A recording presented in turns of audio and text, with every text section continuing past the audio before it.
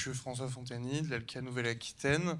Et depuis maintenant presque un an, l'agence, qui est l'agence culturelle de la région Nouvelle-Aquitaine, prépare une étude sur les auteurs du cinéma et de l'audiovisuel dans le but de mieux connaître la filière qu'elle accompagne. Ça fait partie des missions de l'ALCA aussi de connaître en fait les filières de l'image et du livre. Ce n'est pas la première étude que ALCA commande. Elle fait partie d'une série d'études qui ont déjà notamment été faites sur le livre. Les études sur le livre sont disponibles sur le site internet. Elles ont été menées en 2021-2022. Il y en a notamment une sur les auteurs du livre, mais aussi sur l'édition, et sur l'imprimerie, l'éco-impression. Il y a 2 ans, Alka a déjà commandé une étude sur la filière du cinéma et de l'audiovisuel généraliste, une étude généraliste qui visait à connaître un peu le territoire des producteurs, des auteurs dans sa globalité. Et donc pour suivre ces démarches maintenant, nous menons une étude sur les auteurs en particulier, savoir qui ils sont dans le détail de leur parcours, de leurs conditions dans leurs différents parcours créatifs pour être au plus près de leur accompagnement. Donc c'est une étude qui est menée entièrement en concertation avec tous nos partenaires. Depuis la conception du cahier des charges de l'appel d'offres jusque dans tous les détails donc du questionnaire dont on va y venir et aussi des entretiens qualitatifs. Donc en concertation avec Naïs et la Tribune des auteurs notamment, mais aussi nos partenaires institutionnels, donc la DRAC, la région, ainsi que certaines étapes ont été faites en concertation avec les producteurs, Capna et La Peña. Donc voilà, donc c'est vraiment très important pour nous à Alka d'avoir cette collaboration pour ces études. L'objectif, c'est pas d'avoir quelque chose pour nous tout seul dans notre coin, c'est aussi d'avoir quelque chose qui puisse être partagé après sa finalisation, donc normalement en janvier. Les résultats de l'étude seront partagés, mais je vais laisser Raphaël Lafort, qui donc réalise l'étude, parler un petit peu plus du sujet et de ce sur quoi on se concentre en tout particulier. Merci François. Je vais être très bref parce qu'on approche en plus de la fin de la matinée, mais comme tu disais François, c'est vrai qu'un certain nombre d'études ont été menées, y compris dans la région. Donc en un sens, on part d'un corpus en quelque sorte qui est pas forcément très ancien. Il y a notamment une grosse étude, un peu bearing point très classique, qui est pas évidemment qui est assez éloignée de ce que je suis en train de faire, mais qui donne pas mal d'éléments chiffrés en particulier, mais qui envisage enfin qui est une étude sectorielle, donc qui parle des auteurs, mais entre autres, qui parle des auteurs parmi tous les intervenants du secteur et de manière très chiffrée. Donc il y a aussi l'étude sur le livre qui peut-être se rapproche un peu plus de ce qu'on essaie de faire, mais donc on va essayer de se placer un peu dans les interstices, d'essayer de faire ce que précisément ces démarches peut-être un peu plus classiques pour beaucoup ont pas fait, en partant vraiment de la condition des auteurs-autrices du cinéma, de l'audiovisuel, en les rattachant à leurs œuvres en tant qu'ils sont auteurs. C'est-à-dire que dès lors qu'on intervient en tant qu'auteur principal, en tant qu'auteur manifeste, co-auteur, co-scénariste, etc., sur une œuvre, on est intéressé par cette étude parce qu'on est auteur-autrice. Donc c'est mettre en lien justement la condition de l'auteur avec la réalité du travail, avec la précarité qu'on connaît, parce qu'on intervient, on travaille dans un contexte de précarisation, de fragilisation assez profonde des auteurs-autrices, depuis en particulier le Covid, qui reste un peu traumatisant sur le plan au moins économique, mais aussi dans un contexte de décentralisation inédit, c'est-à-dire qu'on arrive, et ça c'est plutôt heureux et intéressant, à vraiment une richesse comme on dit parfois, même si moi je déteste ce mot, d'écosystème local. J'aime pas trop dire écosystème parce que une métaphore un peu naturaliste qui suppose que tout se met en place tout seul et qu'on n'a pas besoin de politique publique, on va dire. Mais en tout cas, un système local, régional très, très, très riche, en particulier depuis le Covid. Donc ce qu'on va essayer d'interroger, et ça c'était dans le cahier des charges évidemment, c'est aussi des évolutions sur les 5 dernières années, mais aussi sur les 10 dernières années. Qu'est-ce qui a changé dans le rapport des auteurs-autrices à leur travail, dans les débouchés de diffusion, dans justement la réalité de leur ancrage local. Dans quelle mesure, justement, est-ce que cet épisode important du Covid a joué un rôle dans l'installation d'auteurs-autrices en Nouvelle-Aquitaine? Comme disait François, donc ce que je voulais dire surtout là aujourd'hui, c'est que cette étude s'appuie à deux piliers en fait. Le premier, c'est effectivement le questionnaire qu'on a maintenant lancé. Et l'autre pilier qui commence, c'est des entretiens individuels. On va en faire un certain nombre et puis même aussi quelques entretiens collectifs parce que ça, là aussi, on l'a vu dans les autres études précédentes, en particulier celle qu'a menée l'agence A qui fait un travail très intéressant. On se rend compte que mener 1 ou 2 entretiens collectifs, c'est très précieux. Ça permet de faire émerger des choses, donc avec peut-être 5 auteurs-autrices. Mais c'est surtout là le questionnaire qui, je pense, est important à avoir en tête pour tout le monde parce qu'il est en ligne. Maintenant, on le laisse ouvert jusqu'à début décembre et on a vraiment besoin de vous. On a besoin, je pense, que le bouche à oreille se fasse, que cette chose soit connue. C'est un questionnaire relativement long, on le dit d'emblée, relativement long. Après, il ressemble un peu à ceux qui avaient été mis en place. Il prend au moins une demi-heure, je pense, parce qu'il est un peu approfondi. Après, il est construit de telle sorte que beaucoup de questions sont conditionnelles, comme on dit. Donc, en fonction de vos réponses, on vous fait pas subir certaines questions. Donc, ça permet quand même un entonnoir et aussi des embranchements qui vous font gagner du temps. On a essayé de le rendre ergonomique, comme on dit, et puis aussi de vous permettre, et là c'est des aspects facultatifs du questionnaire, de répondre à des questions ouvertes. Il y en a 3 ou 4 pour donner un peu votre sentiment sur une petite série de sujets, en passant notamment par la décentralisation en question et votre rapport aux aides régionales, nationales, à l'articulation entre les différents niveaux d'aide. Il y a aussi le niveau infrarégional, évidemment, des départements, de la métropole de Bordeaux, entre autres.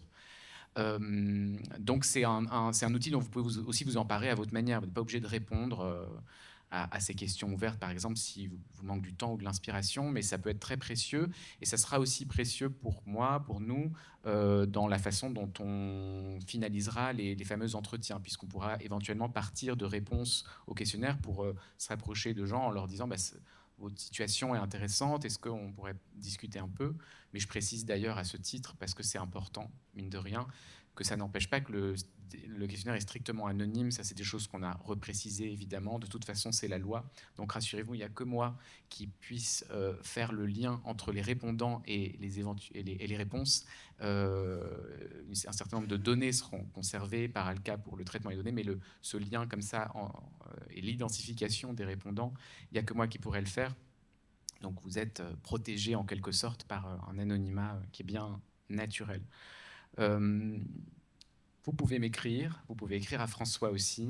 Bon là, j'ai mis que c'était plutôt si vous avez des difficultés techniques, mais j'ai l'impression qu'il fonctionne bien. Pour l'instant, on a eu presque une 60aine de réponses et surtout près de 80-90 réponses en cours. Donc je sais qu'il y a des gens qui sont en train de le faire. Là aussi, c'est intéressant, vous pouvez faire une pause et y revenir dans la mesure où il vous prendra 30 à 40 minutes. Mais encore une fois, ça sera éminemment précieux pour nous. Je regarde mon anti-sèche. Sur l'esprit du questionnaire, bon, je ne la retrouve pas. Pour vous dire que peut-être ce qu'on essaiera de faire, ce que j'essaie de faire aussi là, qui nous paraissait dans la concertation très riche avec les différentes structures et auteurs-producteurs, c'est de partir aussi d'une certaine sociologie, d'une démographie vraiment, puisqu'on s'intéresse spécifiquement aux auteurs, les replacer vraiment dans leurs conditions économiques, sociales, d'où venez-vous, qu'est-ce qui vous aide dans votre parcours, quelles sont les frustrations aussi dans votre parcours économique en premier lieu, artistique aussi, mais ça suppose de croiser tout ça avec des données plus générales, et ça je pense que c'est important, c'est-à-dire d'où on vient, quelles activités annexes éventuellement on a, et on essaye d'être un peu plus fin sur ces questions des activités périphériques, c'est-à-dire on part des activités qui sont les plus proches finalement du travail d'auteur, qui en fait sont directement liées même aux œuvres que l'on produit, vers des activités qui sont plus annexes, qui sont plutôt liées au secteur, mais qui dépassent déjà son propre travail, et ensuite des activités qui n'ont pas de rapport, qui sont plus strictement alimentaires, par exemple. Et tout ça, c'est une analyse assez fine qui est, je pense, très importante pour comprendre ce que ça veut vraiment dire d'être auteur, d'éventuellement galérer, d'être aidé par des choses aussi essentielles, mais qui ne sont pas toujours questionnées, notamment en France, comme des questions de discrimination de toutes sortes. Il y a une question ouverte qui est importante sur ce sujet, mais aussi, par exemple, la propriété foncière. Est-ce qu'on est propriétaire de son logement? Est-ce qu'on bénéficie de revenus de cet ordre? Parce qu'on sait qu'évidemment, de plus en plus, ça fait une grande différence dans les moyens dont on dispose pour pouvoir travailler. Voilà, j'oublie sans doute plein de choses, mais en tout cas, merci d'avance pour votre participation. Ça va aller assez vite. On fera dès le début de l'année une restitution publique, tout ça. Donc vous serez tenus au courant des résultats de cette étude qui, j'espère, pourra nourrir non seulement Alka. Une autre composante un trait un peu particulier de cette étude ou de l'esprit de cette étude, c'était d'être le plus, dans la mesure du possible, ouvert non seulement aux étapes un peu de carrière, en n'oubliant pas des auteurs émergents, voire débutants. On a réfléchi déjà à une forme de typologie ou disons de définition de ce qu'est un auteur très débutant, émergent, confirmé. Ce sera intéressant dans l'analyse, donc sans mettre tout le monde dans le même panier, mais sans pour autant vraiment exclure des auteurs qui n'en sont qu'à leurs tout premiers travaux, même si c'est encore de l'autoproduction, etc. Vos réponses nous intéressent. De toute façon, à un niveau de non-professionnalisation très fort, vous vous rendrez compte que vous ne pouvez pas répondre aux questions, donc ce ne sera pas la peine, mais quand même, je pense qu'un certain nombre d'auteurs très émergents le peuvent. Et puis une autre chose, c'est qu'on essaie d'être ouvert aussi, je dirais, là encore, à une certaine donnée d'interdisciplinarité. Je sais que dans la région est riche de beaucoup de profils qui ne viennent pas exclusivement du cinéma ou de l'audiovisuel en matière de discipline artistique, quoi. Donc dès lors que vous connaissez d'ailleurs des gens qui ont une activité d'auteur, même ponctuelle, de scénariste, de telle ou telle chose, en cinéma, en audiovisuel, même si c'est des gens qui viennent principalement de, je sais pas, la bande dessinée, d'autres formes d'expression artistique. C'est très précieux qu'ils répondent aussi, qu'ils s'intéressent à cette étude, parce que c'est des profils voilà, qui nous intéressent et dont je sais qu'ils sont présents dans la région en particulier. Oui, je voulais savoir si dans votre questionnaire, comment vous avez pris en compte la question de l'intermittence, parce que par définition, ce sont des allocations au chômage, donc est-ce que vous considérez ça comme c'est pas un salaire, c'est un revenu du chômage? Comment vous l'avez considéré dans le questionnaire, cet aspect-là? Alors on la distingue tout le temps, c'est-à-dire que je distingue même on distingue les trois éléments, c'est-à-dire le chômage qui n'est pas de l'intermittence, parce qu'il nous intéresse aussi. Il peut arriver qu'on bénéficie du chômage régime général. L'intermittence proprement dite, et l'intermittence allocation, c'est-à-dire la partie vraiment allocation qu'on touche au titre du régime de l'intermittence, à distinguer des revenus qui l'ont généré, et les revenus effectivement salariés en l'occurrence, donc ça fait déjà 3 ensembles. Donc suivant les questions, c'est toujours bien précisé. Je pense qu'il n'y a pas de... On avait au tout début 2 ou 3 couacs de retour dans les toutes premières heures du questionnaire. Je crois qu'il y avait une question sur Internet, il y a un endroit où c'était pas hyper clair. Mais normalement, justement, on essaye d'être le plus précis possible en disant, alors là, on vous parle de l'intermittence, mais ne comptez pas telle ou telle chose. Là, on vous parle du chômage, mais justement pas de l'intermittence. Donc, en général, il y a tout, quoi, pour qu'on puisse bien ventiler, effectivement. Mais là aussi, enfin voilà, je redis, si vous constatez, comme sur la question des chiffres, qu'il y a des endroits vraiment un peu pénibles dans le questionnaire qui bloqueraient, qui feraient... Voilà, n'hésitez pas à nous écrire, soit à moi, soit à François. En réalité, ça peut, parce qu'on peut, sans fausser l'analyse statistique, corriger un peu la présente... voilà, mettre une petite précision sur une question qui serait encore un peu floue pour certains cas un peu limite. Enfin voilà, là aussi c'est des choses où on peut avoir besoin de vous, mais a priori c'est quand même très fluide maintenant. Il y a un autre petit endroit du coup que j'ai pas compris en vous écoutant parler, c'est que moi j'ai un peu une double casquette aussi dans l'édition littéraire et dans le cinéma, et j'ai pas compris qu'il fallait que j'intègre la question de cette autre activité d'auteur. Je sais pas pourquoi je me suis dit que c'était que cinéma Non, non, audiovisuel. non. Pardon, oui, je voudrais pas introduire du flou. C'est-à-dire que votre profil est intéressant dans la mesure où vous avez ces doubles casquettes.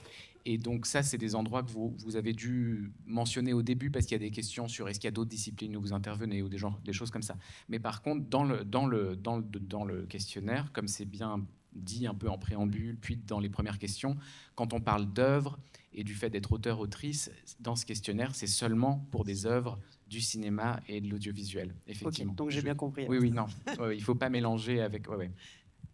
Quand on parlait tout à l'heure de faire des films, je pense que dans la précarisation dont il est question aujourd'hui, et particulièrement depuis le Covid, mais en tout cas, cette position des auteurs et des autrices qui est fondamentale, en fait, à la base de toute cette industrie dont on se réjouit qu'elle existe, et de cette créativité. En fait, il y a quand même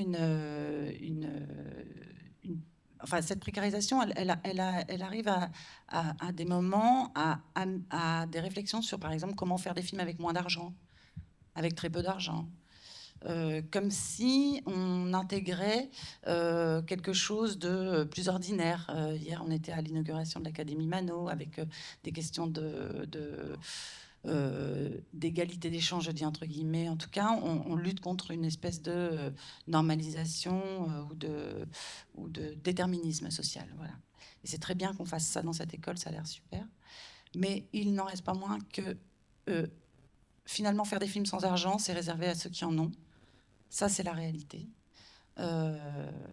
Voilà. Et donc, comme les auteurs, la plupart du temps, sont la première roue du carrosse en termes de création, la dernière en termes d'argent, voilà. Je me demandais s'il y avait quelque chose là-dessus, parce que c'est vraiment une inégalité systémique fondamentale, on en pointe plein d'autres.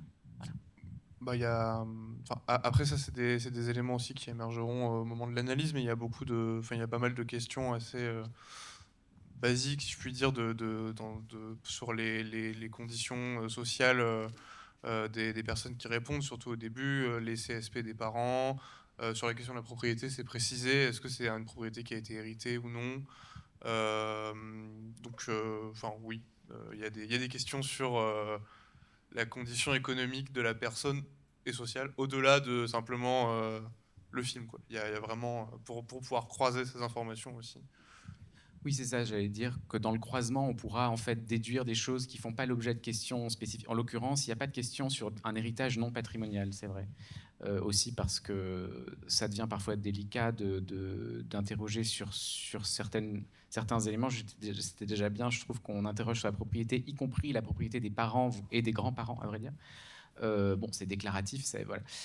Mais on pourra croiser. C'est vrai que si on se rend compte que quelqu'un fait, enfin voilà, on pourra déduire qu'effectivement, et on pourra conclure ce qu'on sait déjà, c'est-à-dire que la marge est aussi souvent très bourgeoise. C'est-à-dire qu'on fait en cinéma, comme on sait, le film pauvre, c'est en fait souvent un film de riche. Donc c'est des choses qu'on sait qui en fait, comment dire. J'ai envie de vous rassurer sur le fait que mon analyse a priori intègre cette dimension-là et que j'espère qu'on ne les loupera pas et qu'il y a dans les questions comme ça et puis on croisera en particulier avec une question qui porte sur l'économie générale, l'économie moyenne des œuvres sur lesquelles l'auteur-autrice travaille. On se rendra assez vite compte des choses, je pense, même si effectivement on ne demande pas combien d'euros d'héritage on a touché. Et puis c'est aussi des choses qui pourront émerger peut-être ou non au moment des entretiens où là les questions de parcours de vie plus en détail pourront être abordées au-delà de simples questions déclaratives dans un questionnaire. Après c'est des choses qui vont émerger ou pas, on verra.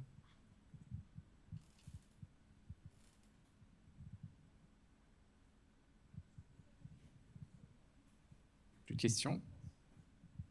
Super, merci beaucoup pour votre attention, d'être resté pour ce petit point en plus sur notre étude et d'avance, merci pour la contribution et la diffusion surtout de ce questionnaire.